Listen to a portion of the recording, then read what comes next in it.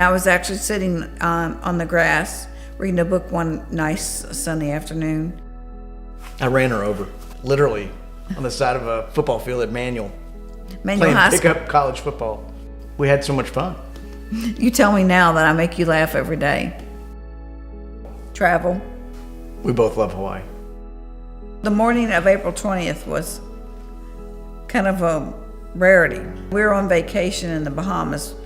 We were getting up for a day of going to the pool and water slides, and I was feeling really lightheaded, and I had sat down and I had my arm resting on the bathroom counter like this. Next thing I know, I was face to face with the bathroom floor. Essentially what I heard was a bowling ball drop in the bathroom, and it bounced off the floor. No, I was conscious. I remember it all. She had a very, very large stroke. My blood pressure was pretty high. They were wanting to crack my skull open to relieve because my brain was swelling. That was the first time I heard something about stroke. And I knew about TPA, working in the healthcare field. And I said, time save is brain save. I want the TPA. When the doctor came to get me, he said, if we give her this injection right now, it's more than likely going to kill her.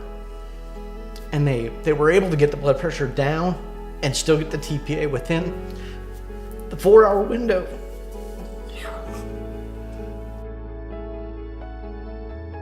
I remember telling him in the ICU room down in the Bahamas, don't worry, I got this. And I gave him the thumbs up, I got this. We landed at Stanford Field at 4:30 in the morning. It's pouring down rain and they're wheeling her off the plane. And she is laying on her back with her mouth open and her tongue out, catching raindrops. I kind of felt like at that point, you were going to be okay. One night you said I was dreaming about walking.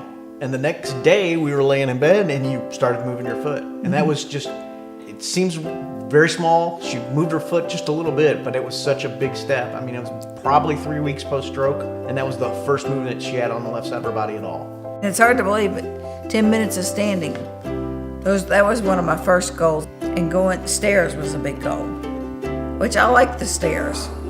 It's a good workout. The bench is up here to rest. Yeah. She does just about everything. She drives me places. She drives me to therapy, drives me to my doctor's appointments, goes in with me to the doctor's appointments. And is here for breakfast, lunch, all my stretches and exercises. 6. I try to do 100 sit-ups a day. I've seen just how determined she is, and every day, how hard she's willing to work every day. I'm learning a whole lot more patience and not to fret the small stuff. We've grown a lot closer as a couple. Our life may have changed, but it's not over. I was going to say it's limitless. The American Heart Association is really deep to my heart. You never know whose life it's going to be, who you're going to save by your donation. It could be your own. We wouldn't be sitting here otherwise if it wasn't for the TPA and the money raised and the education that the American Heart Association does. They're about saving lives. They told me early on it's a marathon, not a sprint. And I see that now. It's a good darn thing. When I was young, I was a swimmer. When I'm determined to do my stretches and my exercises, I'm just thinking back to the days of when I was swimming and swimming and swimming. And swimming for that finish line.